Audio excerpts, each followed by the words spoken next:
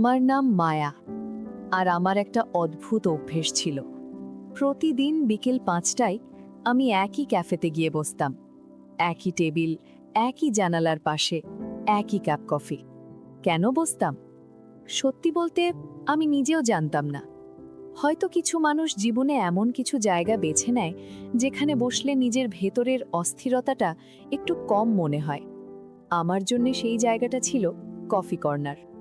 ছোট্ট একটা ক্যাফে, পুরনো কাঠের টেবিল, দেয়ালে কয়েকটা হাতে আঁকা ছবি, জানালার ওপাশে ব্যস্ত রাস্তা, আর বিকেল নামলে কাঁচের ওপর বৃষ্টির ছোট ছোট ফোঁটা। আমি সেখানে বসে ছবি আঁকতাম, মানুষের মুখ, রাস্তার দৃশ্য, কখনো অচেনা মানুষের চোখ। সেদিনও আমি জানালার পাশে বসে স্কেচ করছিলাম। ঘড়িতে ঠিক 5:02। ক্যাফের দরজা খুলে একটা ছেলে ঢুকল। আমি প্রথম দিন তাকে বিশেষভাবে খেয়াল করিনি। সে কাউন্টারে গিয়ে বলল, একটা ব্ল্যাক কফি। তারপর সোজা চলে গেল আমার পাশের টেবিলে। তার হাতে একটা পুরনো বই, কালো শার্ট, চোখে পাতলা ফ্রেমের চশমা। চুপচাপ বসে বই খুলল। আমি আবার আমার ছবিতে মন দিলাম। কয়েক মিনিট পর হঠাৎ চোখ তুলে দেখি সে আমার দিকে তাকিয়ে আছে। আমাদের চোখাচোখি হলো। আমি অস্বস্তিতে চোখ নামিয়ে নিলাম, কিন্তু কয়েক সেকেন্ড পর আবার তাকালাম। সে তখনও তাকিয়ে, তবে এবার মুখে একটা ছোট্ট হাসি। আমি জানি না কেন আমিও হেসে ফেললাম। পরদিন আবার সে এলো, 5:02। একই টেবিল, একই ব্ল্যাক কফি, একই বই, আর আবার সেই হাসি। তৃতীয় দিনও, চতুর্থ দিনও, পঞ্চম দিনেও। অদ্ভুত ব্যাপার ছিল, আমাদের মধ্যে একটাও কথা হয়নি, কিন্তু প্রতিদিন যেন একটা নীরব কথোপকথন হতো। সে ঢুকত, আমি তাকাতাম, সে হাসত, আমি হাসতাম। তারপর দুজনেই নিজের নিজের কাজে ডুবে যেত। দিন ক্যাফেতে প্রচণ্ড বৃষ্টি হচ্ছিল। বাইরে এত জোরে বৃষ্টি হচ্ছিল যে রাস্তার গাড়িগুলোও ঝাপসা হয়ে যাচ্ছিল। ছেলেটা সেদিন একটু দেরিতে এলো, 5:17। আমি অজান্তেই ঘড়ির দিকে তাকিয়েছিলাম। সে ভেতরে ঢুকে ভেজা চুলগুলো হাত দিয়ে সরালো, তারপর আমার দিকে তাকিয়ে হেসে বলল, আজ একটু দেরি হয়ে গেল। আমি থমকে গেলাম। এটাই ছিল আমাদের প্রথম কথা। হেসে বললাম, আমি তো অপেক্ষা করছিলাম না। সে চেয়ারে বসতে বসতে বলল, জানি। আমি অবাক হয়ে তাকালাম, কিভাবে জানো? সে মুচকি হেসে বইটা খুলে বলল, আপনি অপেক্ষা করলে ঘড়ির দিকে এতবার তাকাতেন না। আমি কিছু বলতে পারলাম না, কারণ সে ঠিকই বলেছে। সেদিন প্রথমবার আমরা অনেকক্ষণ কথা বলেছিলাম। তার নাম আরমান। সে পাশের একটা প্রকাশনা প্রতিষ্ঠানে কাজ করে, ছবি তুলতে ভালোবাসে, পুরনো বই সংগ্রহ করে, আর অদ্ভুতভাবে সে প্রতিদিন একই জায়গায় বসে। আমি জিজ্ঞেস করলাম, প্রতিদিন একই টেবিলে কেন? সে জানালার বাইরে তাকিয়ে বলল, কিছু জায়গা ছেড়ে যেতে ইচ্ছে করে না। আমি হেসে বললাম, কোনো স্মৃতি আছে? সে কয়েক সেকেন্ড চুপ করে থেকে বলল, হয়তো। আমি আর প্রশ্ন করলাম না। সেদিন বাড়ি ফেরার সময় একটা অদ্ভুত ব্যাপার ঘটল। আমি ক্যাফে থেকে বেরোচ্ছি, আরমান দরজার কাছে দাঁড়িয়ে। আমি বললাম, কাল দেখা হবে? সে মৃদু হেসে বলল, হ্যাঁ। তারপর একটু থেমে বলল, আপনি কাল আসবেন তো? আমি বললাম, হ্যাঁ। সে মাথা নাড়ল, ভালো। আমি রাস্তা পার হয়ে চলে গেলাম, কিন্তু জানি না কেন পেছনে তাকাতে ইচ্ছে হলো। আমি ঘুরে দেখলাম আরমান এখনো ক্যাফের দরজায় দাঁড়িয়ে আমার দিকে তাকিয়ে আছে। তার চোখে এমন একটা অনুভূতি, যেন সে আমাকে আজ প্রথম দেখেনি, যেন সে আমাকে অনেক আগে থেকেই চিনত। দিন আমি একটু আগেই ক্যাফেতে পৌঁছে গেলাম, 5টার আগেই। আমি নিজেই অবাক হলাম, কেন এত তাড়াতাড়ি এলাম? আমি উত্তরটা জানতাম। আমি আরমানের জন্য অপেক্ষা করছিলাম। ঘড়িতে 4:49, 5টা, 5:05, 5:15। আরমান এলো না। আমি নিজেকে বোঝালাম, হয়তো কাজে ব্যস্ত। 5:30, 6টা, তারপর ক্যাফে বন্ধ হওয়ার সময় হয়ে গেল, কিন্তু সে এলো না। পরদিনও না, তার পরের দিনও না। 1 সপ্তাহ কেটে গেল। আমি প্রতিদিন একই টেবিলে বসতাম, একই জানালার দিকে তাকিয়ে থাকতাম, কিন্তু সেই দরজাটা আর খুলত না। অবশেষে 7ম দিন ক্যাফের ওয়েটার আমার টেবিলে এসে একটা ছোট্ট খাম রাখল। আমি অবাক হয়ে বললাম, এটা কার? সে বলল, একজন ছেলে দিয়ে গেছে, নাম বলেনি। আমি ধীরে ধীরে খামটা খুললাম, ভেতরে মাত্র একটা লাইন, কাল থেকে আমি আর এখানে আসব না। আমার বুকটা হঠাৎ ধক করে উঠল। নিচে আরও একটা বাক্য ছিল, সেটা পড়ে আমার হাত কাঁপতে শুরু করলো, কারণ তুমি আমাকে চিনে ফেলেছ। আমি স্থির হয়ে বসে রইলাম, কারণ আমি আরমানকে মাত্র কয়েকদিন ধরে চিনেছি। তাহলে সে কি বলতে চাইছে? আমি অনেকক্ষণ খামটার দিকে তাকিয়ে রইলাম। লাইনটা যতবার পড়ছিলাম ততবারই মনে হচ্ছিল এর মধ্যে এমন কিছু আছে যেটা আমি বুঝতে পারছি না। আমি কি সত্যি আরমানকে আগে কোথাও দেখেছি? কিন্তু কোথায়, কখন? পরদিন সকালে ঘুম থেকে উঠেই প্রথম কাজ ছিল ফোনটা হাতে নেওয়া। কোনো মেসেজ নেই, কোনো কল নেই। আমি নিজেকেই বললাম, মায়া, এত ভাবছিস কেন? ছেলেটা হয়তো শুধু মজা করেছে। কিন্তু মনটা সেটা মানল না, কারণ আরমানের চোখে আমি কখনো মজা দেখিনি। বরং প্রতিবার যখন সে আমার দিকে তাকাতো, মনে হতো সে যেন এমন কিছু মনে করার চেষ্টা করছে যেটা আমি ভুলে গেছি। আমি ক্যাফেতে যাওয়ার বদলে সেদিন সোজা তার অফিসের খোঁজ করতে বেরোলাম। সে বলেছিল একটা প্রকাশনা প্রতিষ্ঠানে কাজ করে। নামটাও মনে ছিল, অক্ষর প্রকাশন। দুপুরে সেখানে গিয়ে রিসেপশনে জিজ্ঞেস করলাম, আরমান নামে একজন এখানে কাজ করেন? মেয়েটা কম্পিউটারে কিছুক্ষণ খুঁজে বলল, আরমান? কোন আরমান? আমি একটু থেমে বললাম, ফটোগ্রাফি করেন, কালো ফ্রেমের চশমা। মেয়েটা হঠাৎ আমার দিকে তাকালো, ও আরমান ভাই, উনি তো এখানে আর কাজ করেন না। আমার বুকটা ধক করে উঠল। কবে থেকে? প্রায় 3 মাস।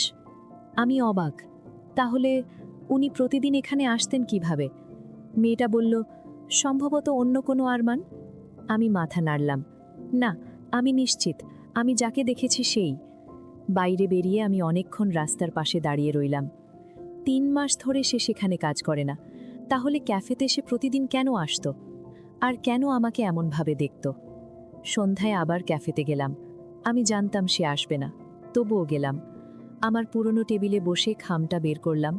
খামের ভেতরে আর কিছু আছে কিনা ভালো করে দেখতে শুরু করলাম। কিছুই নেই। হঠাৎ খামের ভাঁজের মধ্যে একটা ছোট্ট কাগজ পেলাম। আমি সেটা বের করতেই হাত থেমে গেল। একটা ঠিকানা, শুধু একটা ঠিকানা, পুরনো রেলওয়ে কোয়ার্টার, 7 নম্বর বাড়ি। নিচে লেখা, যদি সত্যিই জানতে চাও। আমি অনেকক্ষণ দ্বিধায় ছিলাম, যাওয়া উচিত নাকি সবকিছু ভুলে যাওয়া উচিত। শেষ পর্যন্ত আমি গেলাম। সন্ধ্যা তখন প্রায় 7:30। পুরনো রেলওয়ে কোয়ার্টারটা শহরের একেবারে নিরিবিলি অংশে। রাস্তার দুপাশে পুরনো গাছ, কয়েকটা ভাঙা বাড়ি, হলুদ স্ট্রিট লাইট। 7 নম্বর বাড়িটার সামনে গিয়ে দেখি দরজা খোলা। আমি ধীরে ধীরে ভেতরে ঢুকলাম। কেউ আছেন? কোনো উত্তর নেই। ঘরের ভেতর ধুলো জমে আছে। দেয়ালে পুরনো ছবি, একটা কাঠের টেবিল, আর টেবিলের ওপর একটা ক্যামেরা। আমি ক্যামেরাটা হাতে নিলাম।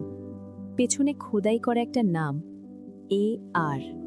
হঠাৎ পেছন থেকে দরজা বন্ধ হওয়ার শব্দ হলো। আমি চমকে ঘুরে দাঁড়ালাম। কেউ নেই, কিন্তু ঘরের ভেতর থেকে একটা শব্দ আসছিল, টিক টিক টিক। আমি শব্দটার দিকে এগিয়ে গেলাম। একটা পুরনো ঘড়ি, তার নিচে একটা ফ্রেম রাখা। আমি ফ্রেমটা তুলে নিলাম। ছবিটা দেখে আমার নিঃশ্বাস বন্ধ হয়ে গেল। ছবিতে আমি, কিন্তু ছবিটা আজকের নয়। আমি তখন অনেক ছোট, হয়তো 16-17 বছর বয়স। আমি একটা নদীর ধারে দাঁড়িয়ে আছি। আমার পাশে একজন ছেলে, কিন্তু তার মুখটা ছবিতে কেটে ফেলা হয়েছে। আমি ছবিটার পেছনে তাকালাম। তারিখ 3 বছর আগের। আমার মাথা ঘুরতে লাগলো। আমি কি সত্যিই 3 বছর আগে এখানে এসেছিলাম? আমার তো কিছুই মনে নেই। হঠাৎ মাথার ভেতর একটা অস্পষ্ট দৃশ্য ভেসে উঠল।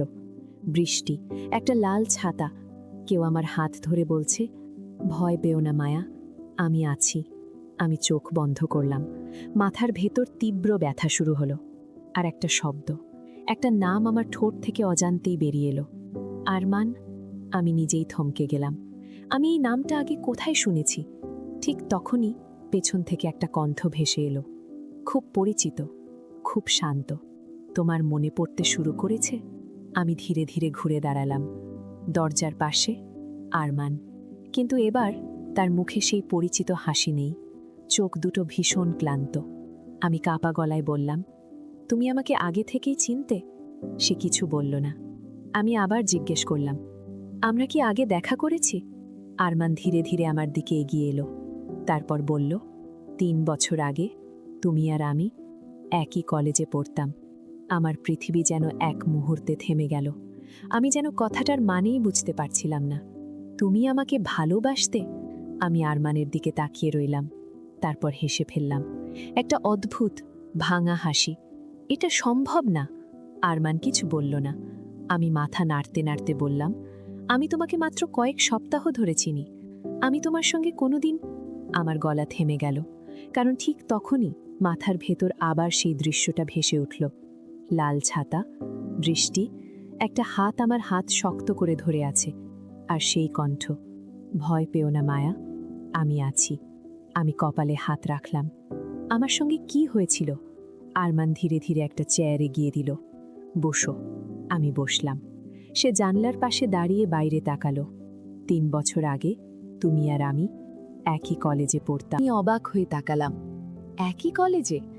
হ্যাঁ, তুমি তখন ছবি আঁকতে আর আমি ছবি তুলতাম। আমার বুকের ভেতরটা কেমন করে উঠল। এত পরিচিত লাগছিল কথাগুলো, যেন আমার নিজের জীবনের একটা অংশ অন্য কেউ আমাকে বলে দিচ্ছে। আরমান টেবিলের ওপর একটা পুরনো ফোন রাখল। এটা তোমার। আমি ফোনটা হাতে নিলাম। স্ক্রিন ভাঙা, কিন্তু চালু হলো। গ্যালারি খুলতেই আমার চোখ আটকে গেল। শত শত ছবি, বৃষ্টির ছবি, রাস্তার ছবি, ক্যাফের ছবি, আর আরমানের ছবি। একটা ছবিতে সে হাসছে, আরেকটায় বই পড়ছে, আরেকটায় ক্যামেরা হাতে দাঁড়িয়ে। আমি অবিশ্বাসের চোখে স্ক্রিনের দিকে তাকিয়ে বললাম, আমি এসব তুলেছিলাম? সে মৃদু হেসে বলল, হ্যাঁ, তুমি বলেছিলে তোমার ছবি তুলতে আমার ভালো লাগে না। তুমি মানুষকে ক্যামেরার সামনে দেখলেই অস্বস্তি বোধ করো, তাই চুপি চুপি ছবি তুলতে। আমি নিজের অজান্তেই হেসে ফেললাম। তারপর হাসিটা মিলিয়ে গেল, কারণ একটা ভিডিও চোখে পড়ল। তারিখ 3 বছর আগের। আমি ভিডিওটা চালালাম।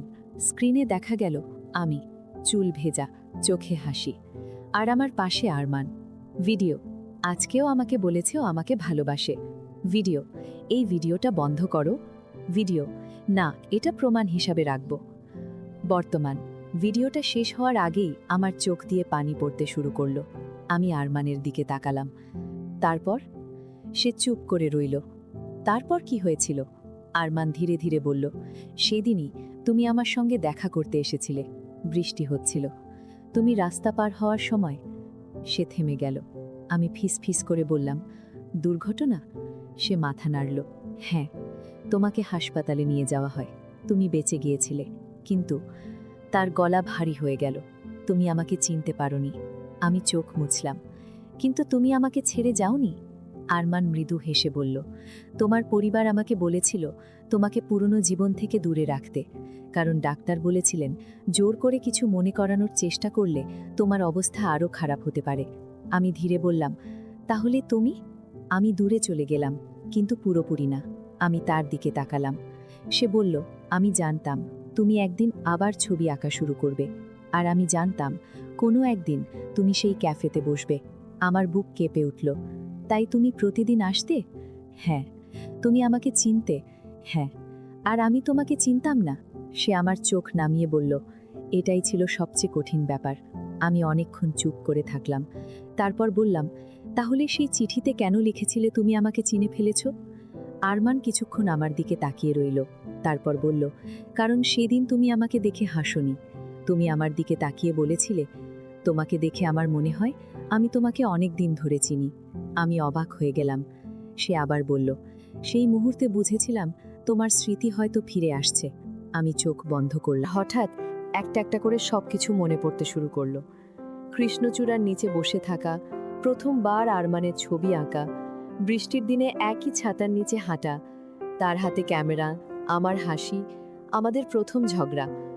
তারপর সেই রাত, বৃষ্টি, রাস্তা, হেডলাইট, একটা প্রচণ্ড শব্দ। মায়া! আমি চোখ খুললাম। সামনে আরমান। আমার চোখ দিয়ে অঝরে পানি পড়ছে। আমি কাপা গলায় বললাম, তুমি সত্যিই ছিলে? সে কিছু বলল না। আমি তার কাছে গিয়ে দাঁড়ালাম। আমি তোমাকে ভুলে গিয়েছিলাম, কিন্তু তুমি আমাকে ভোলোনি। আরমান মৃদু হেসে বলল, কিছু মানুষকে ভুলে থাকা যায়, ভুলে যাওয়া যায় না। আমি তার হাত ধরলাম। কিন্তু ঠিক তখনই আমার চোখ আবার সেই পুরনো ছবিটার দিকে গেল। ছবিটা আমরা দুজন, তারিখটা 3 বছর আগের। ছবির পেছনে লেখা, যদি কোনোদিন মায়া আমাকে ভুলে যায়। আমি বাকিটা পড়লাম। আমার বুক কেঁপে উঠল, কারণ পরের লাইনটা ছিল, তাহলে আমি তাকে আবার ভালোবাসতে শেখাবো না। আমি শুধু অপেক্ষা করব, যতদিন না সে নিজে থেকে আমাকে খুঁজে পায়। আমি আরমানের দিকে তাকিয়ে কাঁদতে কাঁদতে বললাম, আমি তোমাকে খুঁজে পেয়েছি। সে প্রথমবার আমার হাতটা শক্ত করে ধরল। কিন্তু আমাদের গল্পের সবচেয়ে বড় সত্যিটা তখনও আমি জানতাম না, কারণ দুর্ঘটনার রাতের ব্যাপারে আরমান আমাকে পুরো সত্যিটা বলেনি। আরমানের হাতটা তখনও আমার হাতে, কিন্তু আমার মাথায় একটা কথাই ঘুরছিল, দুর্ঘটনার রাতের ব্যাপারে সে আমাকে পুরো সত্যিটা বলেনি। আমি ধীরে ধীরে তার হাত ছেড়ে দিলাম। তুমি কি লুকাচ্ছ? আরমান চুপ করে রইল। আমি আবার বললাম, সেদিন রাতে আসলে কি হয়েছিল? সে জানালার বাইরে তাকিয়ে রইল। অনেকক্ষণ পর বলল, সবকিছু এখনই মনে করা তোমার জন্য ভালো হবে না। আমি মাথা নাড়লাম। আমার জীবন নিয়ে সিদ্ধান্তটা আমি নিজেই নেব। সে আমার দিকে তাকালো, তার চোখে অপরাধ বোধ স্পষ্ট। আমি টেবিলের ওপর রাখা পুরনো ফোনটা আবার হাতে নিলাম। ভিডিওগুলোর মধ্যে আরও একটা ভিডিও ছিল, তারিখ দুর্ঘটনার ঠিক একদিন আগে। আমি ভিডিওটা চালালাম। স্ক্রিনে আমি আর আরমান একটা ছাদের উপর বসে আছি। আমি ভিডিওটা চালালাম। স্ক্রিনে আমি আর আরমান একটা ছাদের উপর বসে আছি। তুমি যদি কোনোদিন আমাকে ভুলে যাও, আমি তোমাকে ভুলব না। আর যদি আমি তোমাকে ভুলে যাই, তাহলে আমি তোমাকে আবার খুঁজে নেব। ভিডিওটা এখানেই শেষ। আমার চোখে পানি চলে এলো। কিন্তু ভিডিওর শেষ মুহূর্তে একটা শব্দ শুনতে পেলাম, দূর থেকে কারোর কণ্ঠ। আরমান, ওকে এখনো বলিনি? আমি সঙ্গে সঙ্গে ভিডিও বন্ধ করলাম। এই মানুষটা কে? আরমানের মুখ ফ্যাকাশে হয়ে গেল। কে? ভিডিওতে যে কথা বলল? সে উত্তর দিল না। বুঝলাম, আমি ঠিক জায়গায় হাত দিয়েছি। পরদিন আমি একা পুরনো কলেজে গেলাম। 3 বছর আগের অনেক কিছুই বদলে গেছে। নতুন ভবন হয়েছে, পুরনো ক্যান্টিন ভেঙে ফেলা হয়েছে, কিন্তু লাইব্রেরির পাশে সেই কৃষ্ণচূড়া গাছটা এখনো আছে। আমি গাছটার নিচে দাঁড়িয়ে চোখ বন্ধ করলাম। এক মুহূর্তের জন্য মনে হলো আমি এখানে আগেও দাঁড়িয়েছি। আরমান আমার পাশে ছিল, হাতে একটা ক্যামেরা। আমার ছবি তুলো না। তাহলে তোমার স্মৃতি কিভাবে রাখব? আমাকে মনে রাখলেই হবে। চোখ খুলতেই দেখি আমার সামনে একজন মধ্যবয়স্ক লোক দাঁড়িয়ে আছেন। তিনি আমাকে কয়েক সেকেন্ড দেখে বললেন, তুমি মায়া? আমি অবাক হয়ে, জি। তিনি বললেন, আমি তোমার পুরনো কলেজের ফটোগ্রাফি ক্লাবের শিক্ষক ছিলাম। আমি তাকে চিনতে পারলাম না। তিনি মৃদু হেসে বললেন, স্বাভাবিক, তুমি তো অনেক কিছু ভুলে গিয়েছিলে। আমি তার কাছে সরাসরি জানতে চাইলাম, স্যার, 3 বছর আগে আমার দুর্ঘটনার রাতে কি হয়েছিল? তিনি কিছুক্ষণ চুপ করে রইলেন, তারপর বললেন, তুমি কি সত্যিই জানতে চাও? আমি মাথা নাড়লাম। তিনি ধীরে বললেন, সেদিন তুমি আরমানের সঙ্গে দেখা করতে গিয়েছিলে, কিন্তু তোমাদের সঙ্গে আর একজনও ছিল। আমার বুক ধক করে উঠল। কে? তিনি একটা নাম বললেন, সায়ান। আমি থমকে গেলাম। নামটা কোথায় যেন শুনেছি। স্যার বললেন, সায়ান ছিল আরমানের সবচেয়ে কাছের বন্ধু। সেদিন রাতে সে তোমাদের সঙ্গে ছিল। আমি জিজ্ঞেস করলাম, দুর্ঘটনাটা কিভাবে হয়েছিল? স্যার দীর্ঘশ্বাস ফেললেন, গাড়িটা তোমাদের দিকে আসছিল, আরমান তোমাকে সরিয়ে দিয়েছিল। কিন্তু? আমি কাঁপা গলায় বললাম, কিন্তু? তিনি গম্ভীর গলায় বললেন, তোমাকে বাঁচাতে গিয়ে আরমান নিজেও রাস্তার উপর পড়ে যায়। আমার চোখ ভিজে গেল। তাহলে? তারপর? স্যার নিচের দিকে তাকিয়ে বললেন, দুর্ঘটনার পর তোমার পরিবার আরমানকে দোষ দেয়নি, কিন্তু একটা বিষয় তারা তোমার কাছ থেকে লুকিয়েছিল। আমি তাকিয়ে রইলাম। কি? তিনি খুব আস্তে বললেন, সেদিন আরমান তোমাকে হাসপাতালে নিয়ে যাওয়ার আগে নিজের একটা গুরুত্বপূর্ণ জিনিস সায়ানের হাতে দিয়ে বলেছিল, যদি মায়া আমাকে ভুলে যায়, এটা ওকে দিও। আমার বুক কেঁপে উঠল। কি জিনিস? স্যার বললেন, আমি জানি না, কিন্তু সায়ান সেটা আজও রেখে দিয়েছে। আমি কলেজ থেকে বেরিয়ে সোজা সায়ানকে খুঁজতে শুরু করলাম। অনেক খোঁজাখুঁজির পর তার পুরনো নম্বর পেলাম। ফোন করলাম। একবার, দুবার, তৃতীয়বার ফোন ধরল। আমি বললাম, আপনি সায়ন? ওপাশ থেকে কিছুক্ষণ নীরবতা। তারপর, মায়া? আমার শরীর শিউরে উঠল। আপনি আমাকে চেনেন? সায়ন দীর্ঘশ্বাস ফেলল। তোমাকে না চিনে উপায় আছে? আমি বললাম, আরমান আমাকে কি দিয়েছিল? ওপাশে আবার নীরবতা। তারপর, তুমি যদি সত্যি সবকিছু মনে করতে চাও, তাহলে আজ রাতেই পুরনো নদীর ঘাটে এসো। আমি জিজ্ঞেস করলাম, কেন? সে শুধু বলল, কারণ আরমান যে গল্পটা তোমাকে বলেছে, তার অর্ধেক সত্যি। কলটা কেটে গেল। আমি স্থির হয়ে দাঁড়িয়ে রইলাম। আর তখনই বুঝলাম, আরমান শুধু আমার হারিয়ে যাওয়া স্মৃতির মানুষ নয়, সে আমার হারিয়ে যাওয়া স্মৃতির সবচেয়ে বড় রহস্য। রাত তখন প্রায় 8:30। পুরনো নদীর ঘাটটা দিনের বেলাতেও নির্জন থাকে, আর রাতে জায়গাটা যেন আরও অচেনা হয়ে যায়। আমি একা সেখানে দাঁড়িয়েছিলাম। নদীর ওপর হালকা কুয়াশা, দূরে দু একটা নৌকার আলো, আর আমার মাথায় শুধু একটা কথাই, আরমান যে গল্পটা তোমাকে বলেছে তার অর্ধেক সত্যি। কিছুক্ষণ পর পেছন থেকে পায়ের শব্দ শুনলাম। আমি ঘুরে দাঁড়ালাম। সায়ন। 3 বছর পর প্রথমবার তাকে দেখলাম। আমাকে দেখে সে কিছুক্ষণ চুপ করে রইল। তারপর বলল, তুমি সত্যিই এসেছ। আমি বললাম, তুমি আমাকে ডাকলে কেন? সে নদীর দিকে তাকিয়ে বলল, কারণ আরমান তোমাকে সবটা বলতে পারবে না। কেন? কারণ কিছু সত্যি সে নিজেও ভুলতে চায়। আমি বিরক্ত হয়ে বললাম, ঘুরিয়ে কথা বলো না, সেদিন রাতে কি হয়েছিল? সায়ন পকেট থেকে একটা ছোট্ট ধাতব বাক্স বের করল, আমার দিকে বাড়িয়ে দিল। এটা আরমান তোমার জন্য রেখে গিয়েছিল। আমি বাক্সটা হাতে নিলাম। আমার আঙুল কাঁপছিল। এটার ভেতরে কি? সায়ন বলল, তোমার স্মৃতি। আমি বাক্সটা খুললাম। ভেতরে একটা ছোট্ট পেন ড্রাইভ আর একটা ছবি। ছবিটা দেখে আমার বুক কেঁপে উঠল। আমি আর আরমান, কিন্তু ছবিটা এমন একটা জায়গায় তোলা যেটা আমি কখনো দেখি। পিছনে লেখা, যেদিন তুমি সত্যিটা জানতে চাইবে সেদিন এটা দেখো। আমি সায়ানের দিকে তাকালাম। এটা কি? সে বলল, ভিডিও। আমরা নদীর ঘাটের পাশের একটা ছোট দোকানে গেলাম। সায়ানের ল্যাপটপে পেন ড্রাইভটা লাগানো হলো। একটা ভিডিও খুলল। স্ক্রিনে আমি, 3 বছর আগের আমি। চোখে পানি। যদি আমি এই ভিডিওটা কোনোদিন দেখি, তাহলে সম্ভবত আমি সবকিছু ভুলে গেছি। আমার শরীর ঠান্ডা হয়ে গেল। আরমানকে দোষ দিও না। যা হয়েছে তার জন্য ও দায়ী নয়। তারপর আমি একটা নাম বললাম, বাবা। আমার বুক ধক করে উঠল। ভিডিওতে আমি কাঁদছিলাম। বাবা চায় না আমি আরমানের সঙ্গে থাকি। উনি আমাদের সম্পর্কটা মেনে নেননি। আজ রাতে আমি আরমানের সঙ্গে পালিয়ে যাওয়ার সিদ্ধান্ত নিয়েছি। আমি স্ক্রিনের দিকে তাকিয়ে নিঃশ্বাস নিতে ভুলে গেলাম। সায়ান পাশে বসে চুপ করেছিল। ভিডিও চলতে থাকলো। যদি দুর্ঘটনা হয়, যদি আমি বেঁচে যাই, তাহলে আমাকে কেউ যেন আরমানের কাছ থেকে দূরে রাখে। আমি অবাক হয়ে গেলাম। আমি নিজেই কথা বলেছিলাম। কেন? তারপর ভিডিওর শেষ অংশে আমি ক্যামেরার দিকে তাকিয়ে বললাম, কারণ আমি জানি আমাদের পরিবার আমাদের কখনো এক হতে দেবে না। ভিডিও শেষ। ঘরটা নিস্তব্ধ হয়ে গেল। আমি সায়নের দিকে তাকালাম। তুমি এগুলো এতদিন লুকিয়ে রেখেছিলে? সে মাথা নাড়ল। আরমান বলেছিল, যতদিন না তোমার নিজের থেকে কিছু মনে পড়ছে, ততদিন তোমাকে কিচ্ছু বলা যাবে না। আমি বললাম, কিন্তু সে আমাকে কেন বলল না? সায়ান উত্তর দিল, কারণ তোমার বাবা ওকে একটা শর্ত দিয়েছিলেন। কি শর্ত? তুমি যদি সুস্থ হয়ে নতুন জীবন শুরু করো, আরমান আর কখনো তোমার সামনে আসবে না। আমার চোখে পানি এসে গেল। আরমান রাজি হয়েছিল? সায়ান মৃদু হেসে বলল, না। সে শুধু বলেছিল, আমি ওকে কিচ্ছু মনে করাবো না, কিন্তু আমি অপেক্ষা করব। আমি উঠে দাঁড়ালাম। তাহলে ক্যাফেতে? সায়ান বলল, হ্যাঁ। ও জানতো তুমি সেখানে আসবে। তোমার পুরনো একটা স্কেচবুক থেকে ঠিকানাটা পেয়েছিল। তারপর প্রতিদিন বিকেল 5টায় সেখানে বসত। আমি চোখ বন্ধ করলাম। 3 বছর ধরে সে অপেক্ষা করেছে। আর আমি কিছুই জানতাম না। আমি সায়ানকে বললাম, আর একটা প্রশ্ন। কি?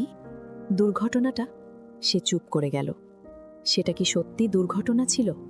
এবার সায়ান আমার চোখের দিকে তাকালো। তার মুখের অভিব্যক্তি বদলে গেল।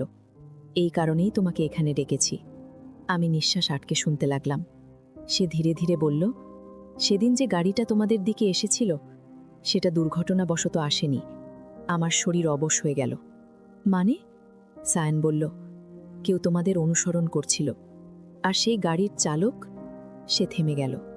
আমি কাঁপতে কাঁপতে বললাম, কে? সায়ান উত্তর দিল না, শুধু আমার হাতে একটা পুরনো কাগজ দিল। কাগজের ওপর একটা গাড়ির নম্বর, আর নিচে একটা নাম। আমি নামটা পড়ে জমে গেলাম। আমার বাবার নাম। আমি বিশ্বাস করতে পারছিলাম না। না, এটা হতে পারে না। সায়ান বলল, আমিও চাই এটা সত্যি না হোক, কিন্তু সেদিনের সিসিটিভি ফুটেজে গাড়িটা দেখা গিয়েছিল। আমি কাঁপতে কাঁপতে বললাম, তাহলে বাবা? সায়ান মাথা নাড়ল। আমরা জানি না, কিন্তু আরমান জানে। আমি তার দিকে তাকালাম। আরমান কোথায়? সায়ান বলল, তোমার বাড়ির ভাউন্নে। আমার বুক কেঁপে উঠল। আমার বাড়িতে? হ্যাঁ, ও আজ তোমার বাবার সঙ্গে দেখা করতে গেছে। আমি দৌড়ে নদীর ঘাট থেকে বেরিয়ে এলাম। মাথায় তখন একটাই চিন্তা, আরমানকে থামাতে হবে। কারণ ৩ বছর আগে যে সত্যিটা আমার স্মৃতি মুছে দিয়েছিল, আজ সেই সত্যিটাই হয়তো আমার পরিবারকে ভেঙে দিতে চলেছে। আর বাড়িতে পৌঁছানোর আগেই আমার ফোন বেজে উঠল। অচেনা নম্বর। আমি ফোন ধরলাম। ওপাশে কয়েক সেকেন্ড কোনো শব্দ নেই। তারপর একটা ভারী কণ্ঠ বলল, মায়া। আমি থেমে গেলাম। কে? কণ্ঠটা বলল, তুমি যদি আজ রাতে বাড়ি ফিরে যাও, তাহলে আরমান বাঁচবে না। কলটা কেটে গেল। আমি রাস্তার মাঝখানে দাঁড়িয়ে রইলাম। আর বুঝলাম, এটা শুধু আমার পুরনো ভালোবাসার গল্প নয়, কেউ এখনো ৩ বছর আগের সেই রাতের সত্যিটা লুকিয়ে রাখতে চাইছে। রাস্তার মাঝখানে দাঁড়িয়েছিলাম, ফোনটা তখনও আমার হাতে। কানে শুধু একটা কথাই বাজছিল, তুমি যদি আজ রাতে বাড়ি ফিরে যাও, তাহলে আরমান বাঁচবে না। আমি জানতাম না কে ফোন করেছিল, কিন্তু একটা জিনিস বুঝেছিলাম, আরমান বিপদে। আমি দৌড়াতে শুরু করলাম। বাড়ির সামনে পৌঁছে দেখি গেট খোলা, ভেতরে কোনো আলো নেই। আমার বুক ধড়ফড় করতে লাগলো। আরমান! কোনো উত্তর নেই। আমি দৌড়ে ড্রয়িং রুমে ঢুকলাম। সোফার পাশে একটা ভাঙা ফুলদানি পড়ে আছে, মেঝেতে বাবার পুরনো ঘড়ি, আর টেবিলের উপর আরমানের ক্যামেরা। আমি ক্যামেরাটা হাতে নিলাম। তারপর ওপরতলা থেকে একটা শব্দ শুনলাম, ধাম। আমি সিঁড়ি দিয়ে দৌড়ে উঠলাম। বাবার ঘরের দরজা ভেতর থেকে বন্ধ। বাবা! কোনো উত্তর নেই। আমি দরজায় ধাক্কা দিলাম, বাবা, দরজা খোলো। কয়েক সেকেন্ড পর দরজা খুলল। বাবা সামনে দাঁড়িয়ে, মুখটা অস্বাভাবিক শান্ত। আমি ঘরে ঢুকে চারদিকে তাকালাম। আরমান নেই। আমি কাপা গলায় জিজ্ঞেস করলাম, আরমান কোথায়? বাবা কোনো উত্তর দিলেন না। আমি চিৎকার করে বললাম, আরমান কোথায়? বাবা ধীরে ধীরে বললেন, সে চলে গেছে। কোথায়? আমি জানি না। আমি বাবার চোখের দিকে তাকালাম। আপনি আমাকে সত্যিটা বলবেন। তিনি চুপ। আমি টেবিলের ওপর থাকা একটা পুরনো ফাইল তুলে নিলাম। ফাইলের ভেতরে দুর্ঘটনার রিপোর্ট আর একটা ছবি, সেই গাড়ির ছবি। আমি নম্বরটা দেখলাম। সায়ন যে নম্বর দিয়েছিল একই। আমার হাত কাঁপতে লাগলো। আমি বাবার দিকে তাকিয়ে বললাম, এই গাড়িটা আপনার ছিল? বাবা চোখ বন্ধ করলেন। কয়েক সেকেন্ড পর বললেন, হ্যাঁ। আমার বুকটা যেন ভেঙে গেল। তাহলে আপনি আপনি আমাদের অনুসরণ করেছিলেন? বাবা মাথা নিচু করলেন। হ্যাঁ। আমি পিছিয়ে গেলাম। কেন? তিনি ধীরে বললেন, কারণ আমি ভয় পেয়েছিলাম, তোমাকে হারানোর ভয়। আমি ভেবেছিলাম আরমান তোমাকে আমার কাছ থেকে দূরে নিয়ে যাবে। আমার চোখে পানি চলে এলো। তাই আপনি গাড়ি নিয়ে আমাদের পেছনে গিয়েছিলেন? বাবা বললেন, আমি তাদের থামাতে চেয়েছিলাম, কিন্তু। তিনি থেমে গেলেন। রাস্তার মোড়ে গাড়ির নিয়ন্ত্রণ হারিয়ে যায়। আমি কাউকে আঘাত করতে চাইনি। আমি কাঁদতে কাঁদতে বললাম, কিন্তু আমার স্মৃতি চলে গেল। বাবা মাথা নিচু করলেন। আমি জানি। আমি হঠাৎ একটা কথা বুঝতে পারলাম। তাহলে ৩ বছর ধরে আপনি আমাকে সত্যিটা বলেননি? তিনি বললেন, আমি তোমাকে হারাতে চাইনি। আমি চোখ মুছলাম। কিন্তু আপনি আমাকে আমার নিজের জীবন থেকে বঞ্চিত করেছেন। বাবার চোখেও পানি এসে গেল। আমি ভুল করেছি। আমি দরজার দিকে এগিয়ে গেলাম। আরমান কোথায়? বাবা বললেন, পুরনো রেলওয়ে স্টেশন। আমি আর এক মুহূর্তও দাঁড়ালাম না। তখন প্রায় 11টা। পুরনো রেল স্টেশনের প্ল্যাটফর্ম প্রায় ফাঁকা। দূরে একটা ট্রেন দাঁড়িয়ে। আমি ছুটতে ছুটতে চারদিকে তাকালাম। আরমান? কোনো উত্তর নেই। হঠাৎ প্ল্যাটফর্মের শেষ প্রান্তে তাকে দেখতে পেলাম। কাঁধে ব্যাগ, হাতে ক্যামেরা, সে ট্রেনের দিকে হাঁটছে। আমি দৌড়ে গিয়ে তার হাত ধরলাম। তুমি কোথায় যাচ্ছ? সে আমার দিকে তাকালো। তার চোখে সেই পুরনো ক্লান্তি। দূরে। কেন?